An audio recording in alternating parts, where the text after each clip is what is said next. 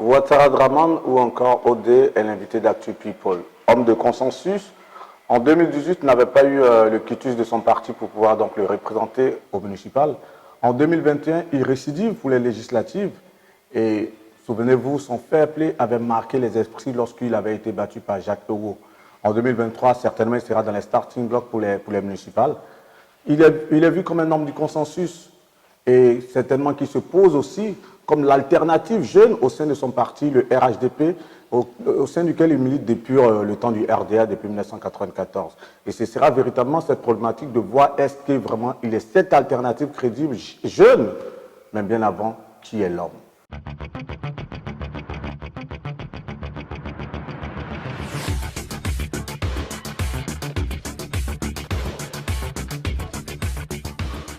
Je disais tantôt en introduction, qui est l'homme Odé? Votre parcours de vie, votre parcours professionnel, qu'est-ce qu'on doit retenir de vous? Odé, c'est un citoyen ivoirien, comme tout autre, c'est un acteur politique. Je suis cadre à la Direction générale des impôts, où j'occupe la fonction de directeur de moyens généraux de l'équipement. Donc, je suis issu de l'école ivoirienne, la fac de droit, l'ENA et les impôts, donc, où j'exerce depuis bientôt 30 ans. Vous avez résumé votre parcours, il est tellement succinct, on a l'impression que les choses sont déroulées aussi simplement. Ah non, ça n'a pas été simple. On connaît les vicissitudes de la vie d'un écolier, d'un élève et d'un étudiant, mais c'est derrière nous, on a mené le combat qu'il a fallu, on est arrivé là où nous sommes par la grâce de Dieu. Donc, on dit Dieu merci. Parler de votre parcours scolaire, le bac, la fac de droit à l'université de Cocody, ensuite l'ENA et aujourd'hui 30 ans à la direction des impôts.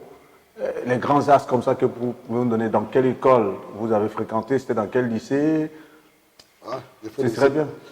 Je fais le CG à Djamé-Harris, j'ai fait le lycée technique d'Abidjan, la faculté de droit et puis l'ENA. Vous avez fait le lycée technique, vous excelliez dans quelle matière? J'ai fait un bac G2 au lycée technique d'Abidjan. Je ne sais pas, je ne peux pas dire aujourd'hui avec du recul dans quelle matière. Là-bas, c'était la comptabilité, c'était l'économie, c'était les autres matières classiques. Bon, on peut dire que j'étais un élève moyen.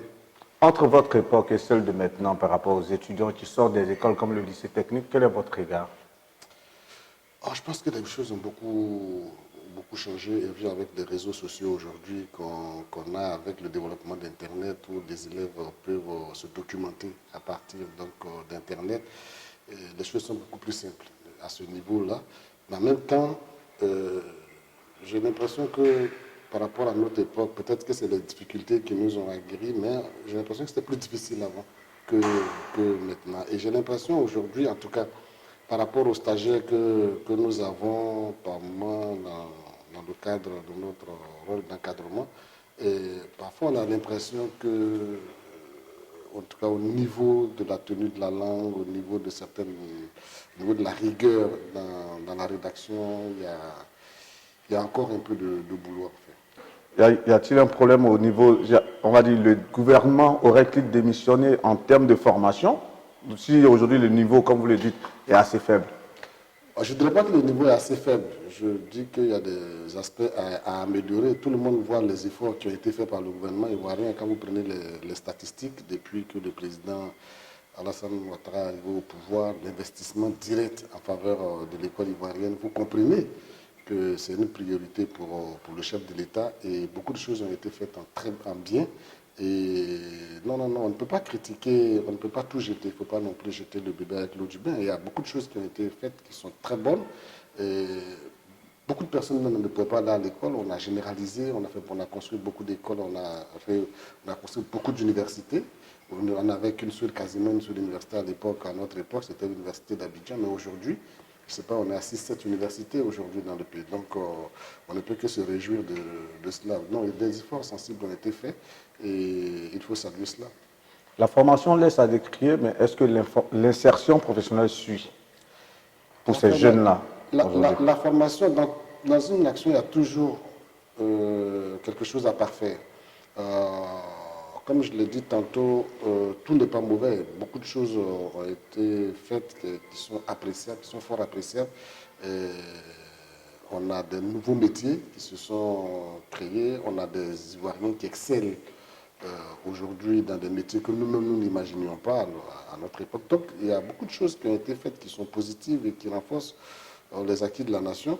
En même temps, il y a des choses à améliorer au niveau de l'encadrement. Pour nous qui sommes administratifs, donc je pense qu'il faut continuer dans cette rigueur-là, aussi bien dans la rédaction, dans l'enseignement de la langue, même la langue française, parce que c'est dans cette langue-là qu'on écrit.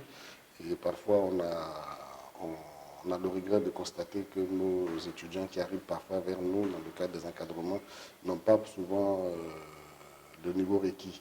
Mais tout ça va s'améliorer au fil du temps. Maintenant, il y a l'autre versant. Quand on se forme après, c'est pour aller travailler où? Et certes, l'État fait sa part, la fonction publique, mais la fonction de l'État n'a pas vocation à employer. L'État doit créer les conditions pour que les entreprises, que le privé prenne le relais. C'est le privé qui doit le plus embaucher. L'État lui crée les conditions. Donc les gens, malheureusement en Côte d'Ivoire, et c'est dommage, il faut que cet état d'esprit change. Les gens pensent qu'on va à l'école pour travailler à la fonction publique. Non. Justement, pour coller à l'actualité, le Premier ministre Hachi Patrick disait comme ça, encourageait les jeunes à plutôt s'investir ou bien à s'intéresser au secteur privé que toujours rester là. Vous êtes en phase certainement avec cette assertion du coup. Avec le Premier ministre, c'est de ça qu'il s'agit aujourd'hui. Donc il s'agit, et les potentialités sont énormes. Et aujourd'hui, le gouvernement a fait d'énormes sacrifices en faveur de l'entrepreneuriat, donc en faveur des emplois jeunes, en faveur de l'entreprise, des petites et moyennes entreprises. Donc c'est tout cela qui doit encourager les Ivoiriens, non plus à regarder vers la fonction publique, mais à regarder vers le privé, à regarder vers l'auto-emploi. Et c'est ça qui va permettre donc justement de désengorger un peu ce flux important de jeunes formés que nous avons qui n'arrivent pas à trouver emploi. Le regard doit changer. On va t'intéresser aux leaders politiques. Vous et la politique, la rencontre se fait comment? La politique, je veux dire très jeune, enfant même, on y a goûté. Moi, j'étais membre du mouvement des élèves et étudiants de Côte d'Ivoire, le MESI, donc aussi au lycée technique d'Abidjan, tout le monde savait. Donc c'est depuis ce temps que nous nous sommes essayés à la politique. Et puis après, on avait coupé les études faisant, on s'était donc plus intéressé aux études qu'à l'action politique, jusqu'en 90-91, où un homme est arrivé en Côte d'Ivoire pendant que le pays connaissait une situation difficile. Et on a eu beaucoup de sympathie pour cet homme-là. Et on a adhéré à son discours, à sa vision. Et on a vu les valeurs qu'il incarnait. Et quand cette personnalité-là s'est retrouvée donc, dans l'action politique, il était normal que nous puissions nous engager depuis 1994. Donc nous sommes entrés au RDR et j'ai été le premier secrétaire de section du RDR au plateau en 1994. Super. Quel discours le président, vous parlez du Premier ministre Alassane Ouattara en son temps en 90, quel discours ou quelle disposition il montre au point où, dès que vous le voyez, vous êtes séduit et vous vous dites, grâce à ce monsieur, je vais m'engager dans la politique? Il y a beaucoup d'exemples. Il y a beaucoup d'exemples. Il y a d'abord le parcours de l'homme. Je ne pense pas que aucun ici ait essayé. Personne n'a attaqué le parcours de l'homme. Le parcours exemplaire. Aussi bien le parcours académique que le parcours professionnel exemplaire. Nous sommes admiratifs d'un tel parcours, nous tous, et il nous inspire. Ensuite, le combat politique qu'il a mené, lui devant nous, derrière lui. Il a été un leader extraordinaire, c'est une source d'inspiration. Et aujourd'hui, la capacité de résilience qu'a le président de la République, cette capacité de résilience-là, Là, vous parlez de 94. Moi, je vais plutôt revenir en 90 lorsqu'il est Premier ministre. En tant que Premier ministre, on sent que déjà, il ne va pas se lancer dans les champs politiques. Les choses n'étaient pas ouvertement aussi signifiées.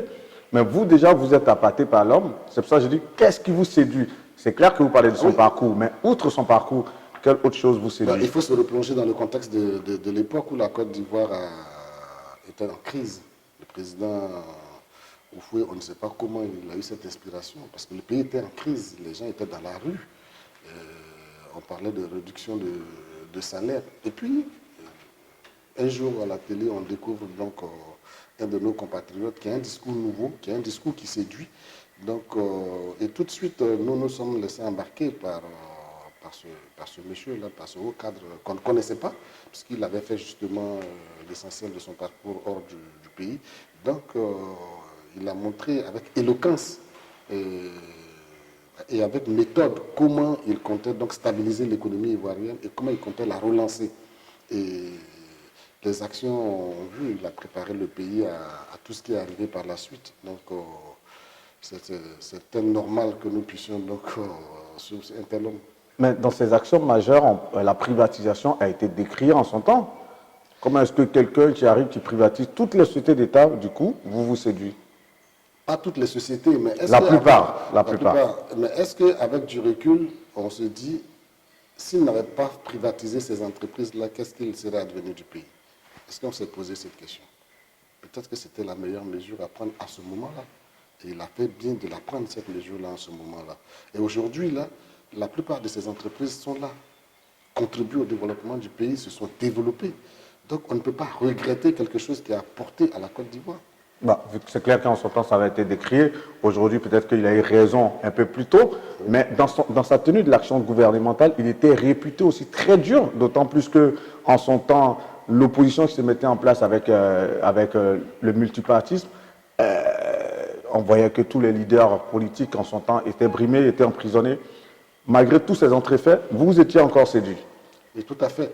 Mais vous, si nous sommes arrivés à cette situation de crise, ça veut dire aussi qu'il y a eu l'effet d'un laxisme dans la gestion de l'État. Le président Houphouët-Boigny, qui a beaucoup apporté à la Côte d'Ivoire, qui a été notre premier référent politique, donc se faisait vieux et donc on n'a pas pu avoir la force nécessaire au dernier moment pour regarder les choses. Et donc le pays n'a pas été bien tenu vers la fin du parcours politique du président Oufoué. Et le président Ouattara, il était Premier ministre, il était d'abord président du comité interministériel de stabilisation et de relance de l'économie. Il est arrivé, il fallait donc avoir beaucoup de rigueur. Il a eu cette rigueur-là. Et le pays était déjà en crise. Moi, il y a un adage que je dis souvent, quand il vous pleut dessus, vous n'avez plus à vous cracher les uns sur les autres. On était en crise. Il fallait penser pays, il ne fallait pas penser à soi. À ce moment, des gens ont pensé que bon, le pays était fragilisé, il faut faire tomber les institutions. Ce n'était pas moi ma vision. Je me disais que le pays était en difficulté, il fallait s'unir. Donc il fallait une personne qui allait avoir de la fermeté. Et c'est ce que vous avez apprécié davantage. Ça s'imposait à l'époque et bien nous en a pris parce que autrement, le pays aurait connu ce que d'autres pays ont connu ailleurs et aujourd'hui qui sont à la traite. Et comme on le dit en 1994, de manière prosaïque, vous faites partie des militants de première heure du RDR, secrétaire général du parti donc au plateau. Comment se fait Secrétaire de section. Secrétaire de section, justement. Secrétaire de section, secrétaire de parti, c'est un peu trop. Ça, c'est vraiment au niveau du directeur. Donc, secrétaire de section. En tant que secrétaire de section donc, du RDA au plateau, comment est-ce que vous faites votre parcours pour maintenir cette flamme combien d'années après? Bon, moi, au départ, il faut dire que le RDR au plateau, on était 4. Quand le secrétaire général d'alors, Jenny Koubna, nous a reçus au niveau du plateau, nous étions 4. Il nous a demandé, mais au plateau, vous n'êtes que 4. On dit, ah, dans la salle, là, nous ne sommes que 4. On était à l'hôtel Ivoire, on préparait le congrès qui allait donc arriver, donc déboucher sur la création du RDR. Il a dit, bon, allez-y, allez-y au plateau, mettez-vous au travail. Voilà comment nous sommes arrivés au plateau. Tous 4, nous nous sommes organisés et j'ai été donc unanimement désigné comme le premier secrétaire de section. Et nous avons commencé à travailler et aujourd'hui, le RDR est présent, le RADP aujourd'hui est présent donc au plateau. 94-2021. On a été secrétaire général, après je suis devenu secrétaire communal et après secrétaire départemental adjoint, premier secrétaire départemental adjoint. Et aujourd'hui, je suis le coordonnateur régional associé du RHDP au plateau. Parfait. Ça, c'est pour ce qui est du plateau. C'est vrai qu'on va aller au niveau du parti et autres. Mais moi, je vais m'intéresser à votre parcours. Parce que lorsqu'on en parle comme ça, on a l'impression que les choses ont été évidentes ou elles étaient faciles. Parce que Non, du en tout. 94, le RDA, il est embryonnaire. C'est un parti qui naît. C'est un parti qui doit faire face à l'adversité. Et forcément, vous avez dû faire face à cela. On aimerait bien que vous nous racontiez un peu ces périodes de braise. Non, bon, je ne vais pas revenir sur ça. Il faut dire que ça a été des moments difficiles. Mais c'est un exemple du genre parce qu'aujourd'hui, on pense que... Les gens nous voient. Moi, j'ai été blessé dans les événements politiques où les militants le savent. J'ai été blessé. J'ai connu l'exil. Je suis parti à un moment du pays. C'est ce qui a valu que je n'ai pas été secrétaire départemental et que mon ami et frère De Isaac m'ait suppléé à la tête du RDA Plateau. Donc, on a connu des moments difficiles. Je me souviens des années 2000-2001, ça a été particulièrement difficile. Particulièrement difficile. Tout comme en 95, où ça a été... Le boycott avec le Front républicain en 95, oui. Ça a été ça a été 2001. des moments très très difficiles. Ça fait partie du passé, ça fait partie du combat que nous avons mené. Racontez-nous un peu le boycott. C'est vrai que vous ne voulez pas revenir sur ces périodes sombres, mais nous, ça nous intéresse parce que aujourd'hui, on voit un peu des générations spontanées de leaders qui viennent lorsque les partis sont implantés, lorsque tout le combat est mené. Mais vous, dans votre cas, vous avez commencé dès les premières heures. Il y a eu des brimades, il y a eu pas mal de choses. En 95, lorsque vous boycottez l'élection au sein du Front républicain, vous, qu'est-ce que vous arrive particulièrement au point où vous dites, ça a été dur. Vous avez vécu quoi? Oh, je me rappelle, il y a eu beaucoup de marches d'abord. C'est dans le cadre même de ces marches-là que le président Gbagbo avait sorti la fameuse phrase asseyons-nous et discutons. Je me rappelle comme si c'était hier, c'était juste au Palais des Sports, devant le Palais des Sports. On était dehors, on tenait le meeting dehors quand il a tenu cette phrase-là. Mais on a fait beaucoup de marches. À l'époque, il fallait démontrer que la force était de notre côté. Et je pense que c'est l'ensemble de ces actions qui ont amené justement à un affaiblissement du pouvoir du président Bédié de l'époque. Et c'est ce qui a facilité certainement sa chute à l'époque, ce qui a fait l'adhésion populaire qu'il y a eu. Vous rappelez-vous, l'adhésion populaire qu'a eu le coup d'État en 99, c'est parce que quelque part les institutions étaient faibles, étaient décriées. C'est la conséquence, ou bien c'est le résultat de la lutte qui a été menée, des coups qui ont été portés à ce régime de l'époque. Je m'en voudrais de ne pas répondre sur cette question parce que vous vous inscrivez comme un démocrate, un leader qui vraiment, de par la force des arguments, a pu convaincre des militants pendant des années. Mais lorsque vous dites qu'en 99, vous trouvez l'action antidémocratique qui est le coup d'État salutaire, c'est un peu surprenant, non? Oui, c'est un peu surprenant, mais parfois, et l'exemple de la Côte d'Ivoire n'est pas isolé, il y a beaucoup d'autres exemples dans le monde où justement il y a eu... c'est peut-être la main salvatrice divine qui agit, pour montrer d'abord aux gouvernants qu'ils ont leurs limites. Et pour rappeler aux uns et aux autres que même quand on a la force du moment, on doit savoir en user. Tout le monde avait espéré en 1999, lors du discours du président Bédi à l'Assemblée nationale, qu'on libère Ariel Diabaté qui était en prison. On était à la veille des fêtes de fin d'année, qu'on libère Amadou Go qui était détenu. Les gens, ils oublient. Mais c'est bien de le rappeler, justement. Mais ça n'a pas été fait. Donc, quand des militaires qui, au départ, ne voulaient pas faire un coup d'État, c'était un mouvement d'humeur.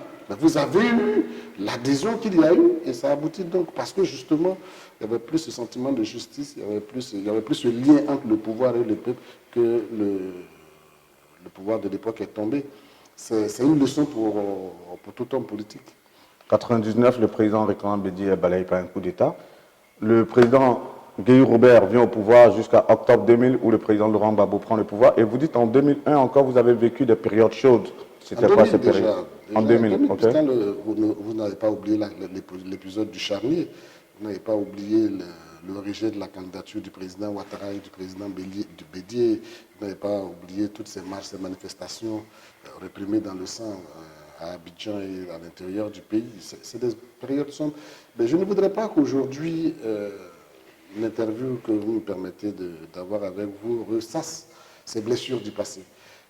Il faut regarder devant nous. Je pense qu'aujourd'hui, nous sommes dans une période, je dirais même idyllique, pour moi, qui est une période idéale pour l'exercice politique. Le président Gbagbo est là, le président Bédié est là, le président Ouattara est là. Chacun organise son équipe, chacun organise son parti politique. On travaille, chacun y met ses idées. Nul n'est empêché de s'exprimer. Pour moi, c'est le meilleur exemple. Ces combats ont été utiles, mais ils ont été aussi dévastateurs pour la cohésion sociale. Il faut les mettre derrière nous. Et il faut certes s'en inspirer par moments pour ne plus y retourner, mais il faut les mettre derrière nous et puis il faut regarder devant. Il faut regarder devant ce qui peut être fait pour renforcer le développement du pays. Et le président a montré l'exemple, pour renforcer la cohésion sociale et pour renforcer la paix. Tout le monde a vu combien de fois ce pays est formidable quand il est en paix. Et c'est l'exemple à suivre.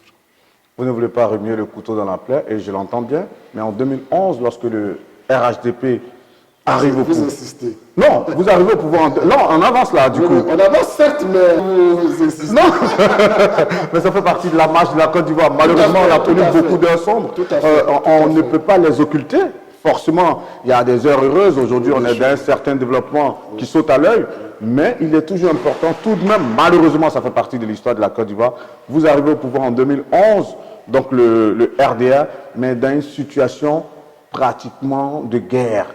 Comment est-ce que vous, personnellement, parce que c'est vous qui êtes notre invité, comment est-ce que vous avez vécu cette période? Difficilement. Difficilement, parce que je me rappelle que d'abord, on a vu le nombre de corps qui jonchaient les rues à Abidjan. On a vu les bâtiments dévastés. Moi, je suis cadre aux impôts, on n'avait plus rien.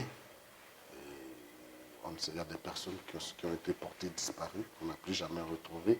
C'est des périodes difficiles pour tout Ivoirien.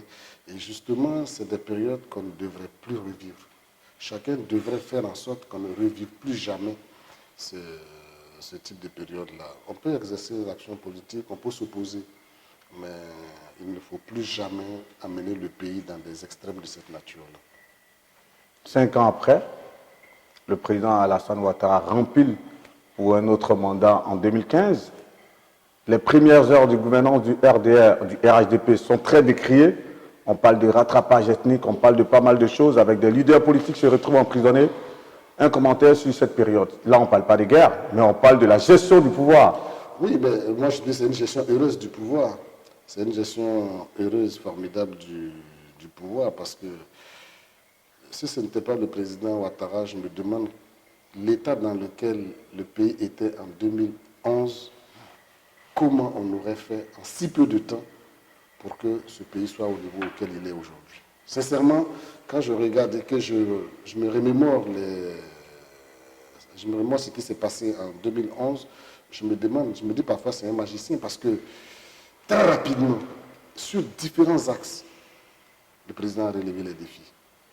Au niveau de la santé, au niveau de la sécurité, au niveau de l'école, au niveau des infrastructures routières. Mais en un temps record, le président a redressé chacun des axes de développement. Tous ces actifs, justement, sont mis en avant, mais toujours est-il que lorsqu'on voit l'Ivoirien lambda, on a l'impression que cela ne se ressent pas dans le quotidien des Ivoiriens. Est-ce que c'est votre impression? Ce n'est pas du tout mon impression. C'est pas du tout mon impression. Regardez le nombre de personnes qui ont trouvé un emploi. Les statistiques sont là. Qui ont trouvé un emploi depuis 2011. Que ce soit à la fonction publique ou dans le privé. On vient de célébrer le prix d'excellence pour montrer qu'il y a des exemples en Côte d'Ivoire. Donc moi, je suis plutôt séduit de la performance et satisfait de la performance du président Ouattara à la tête de notre pays. Et je salue vraiment, je ne suis pas un laudateur. Moi, je n'ai jamais été un flagorneur, je n'ai jamais été de ce type-là. Mais sincèrement, et vraiment, je le pense sincèrement, ce qui a été fait a été très bien fait, dans des conditions extrêmement difficiles. Donc, on ne peut que s'en réjouir et être fier d'avoir supporté et soutenu un tel homme, parce que ce n'était pas donné. Parce que moi, j'ai eu peur. Quand j'ai vu l'état du pays en 2011, je me suis dit, waouh, le défi, il est immense. Est-ce qu'on va être à la hauteur? Bien heureusement, en tout cas, la Côte d'Ivoire avance. Mais je reviens encore, vous êtes très proche de certains artistes, comme par exemple Yodé Siro, lorsqu'on parle de rattrapage ethnique, dans l'une de leurs chansons, disent du réseau chaussée jusqu'au dernier de l'étage. Si ce n'est pas Mamadou, c'est les Koulibaly, c'est les Bakayoko. Qu'est-ce que vous répondez à ça? Non, moi j'ai pris ça, moi je ne suis pas comme certains qui ont mal vécu la chanson Yodé ici, du tout, du tout, du tout. Ils sont dans leur rôle. Je me rappelle, ils ont chanté, à quelques phrases près, ils ont chanté la même chose lorsque Bédié était au pouvoir. Il a dit c'est les Kwao, c'est les Kwame et autres qu'on voyait. Et sous Gbagbo, ils ont chanté pour dire que quand vous êtes président, si vous nommez un ministre qui est mauvais, c'est vous qu'on va accuser.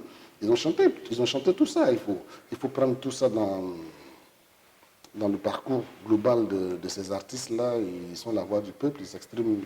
Il ne faut pas... bon, moi, j'ai suivi un peu... Moi, peut-être que je suis un peu du milieu de la culture. J'ai moins vécu ça difficilement que d'autres qui ont pensé que Yodé Siro attaquait le régime. Non, non, non. Il faut accepter ce type de critique-là. Soit, de deux choses l'une, soit ils le font dans le cadre donc de ce qu'ils représentent au niveau national, éveilleur de conscience. Donc, ils nous titillent pour nous dire attention sur ces aspects-là. Peut-être que les autres aspects sont très bien abordés, soit très bien adressés, mais là, vous avez des efforts à faire. Soit ils sont de mauvaise foi, ce dont je doute, mais en tout état de cause, nous devons prendre ça comme une alerte pour nous dire nous devons bien faire. Moi, je ne doute pas de la sincérité des artistes. Comme eux, il y a Tiken Jah Fakoly qui a attaqué chacun des régimes, que ce soit le régime Bédié, le régime Gbagbo, le régime Guéhi, le régime Gbagbo et le régime Ouattara. Même contrairement à ce qu'on pensait, il a dit des choses. Mais tout ça, c'est pour toujours titiller les gouvernants pour leur dire faites attention. Quand on est au pouvoir, on doit accepter ce genre de critiques. Ça doit plutôt vous amener à vous remettre en cause que plutôt Vous avez vu, ça n'a pas été censuré. Il y a des morceaux qui ont été censurés en Côte d'Ivoire. Mais la chanson de Yodé et Siro a été diffusée partout. Personne ne les a empêchés de s'exprimer. Donc, et ça aussi, moi, je salue cela. J'aimais le parallèle que vous avez fait lorsque le président Henri Konan Bédié était au pouvoir et qu'ils avaient parlé des Kwao et des Kwame et autres. C'est dire, selon vous, que le rattrapage ethnique dont il parle ici n'est pas existant en Côte d'Ivoire à l'ère du président Alassane Ouattara? Non, en fait, j'ai le sentiment parfois que beaucoup de personnes se sont réveillées et ont trouvé qu'il y avait beaucoup trop de Ouattara et beaucoup trop de Koulibaly. Peut-être parce qu'on ne faisait pas attention à nous à l'époque. On était là. On était là, on n'était peut-être pas promu, mais on était là. Pas qu'on n'avait pas les compétences, mais on était là parce qu'on ne voulait pas nous promouvoir.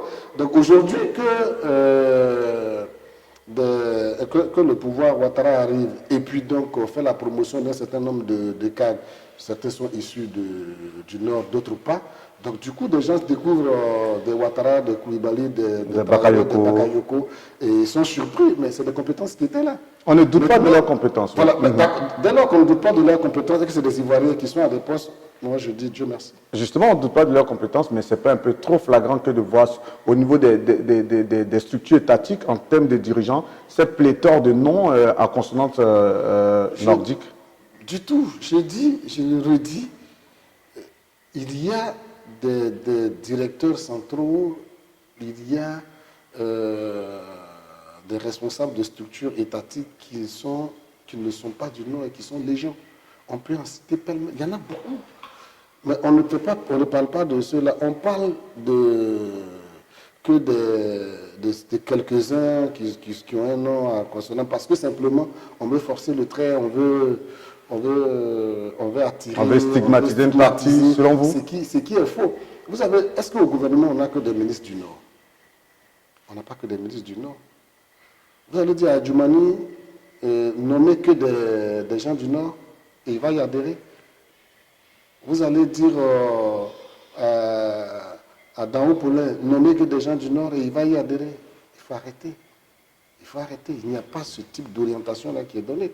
Chacun nomme ses collaborateurs selon les compétences et la relation de loyauté. Ça aussi, c'est un élément dont il faut tenir compte, qu'ils ont avec les uns et les autres. Donc il n'y a pas une politique nationale de promotion des gens du Nord. Pas du tout. Alors là, pas du tout. On va s'intéresser à l'élu RHDP et votre terrain de prédilection, votre commune de cœur sur le plateau. où vous êtes allé. En 2018 déjà, vous étiez candidat. Malheureusement, vous n'avez pas été adoubé par votre parti. Comment est-ce que vous avez vécu cette situation? Bon, ça a été des moments difficiles. Il y a un travail qui avait été fait et il y a un contexte qui nous était favorable. Et on avait notre parcours politique pour nous. Depuis 1994, quand même. 1994, donc c'était tout à fait légitime qu'à cette étape de votre carrière politique, vous puissiez... voilà. Tout à fait. On était confiants, on était légitimes donc, à vouloir y aller. Et nous, responsables politiques, ont décidé que ce soit quelqu'un d'autre. Et ça a été des moments difficiles, mais j'ai accepté.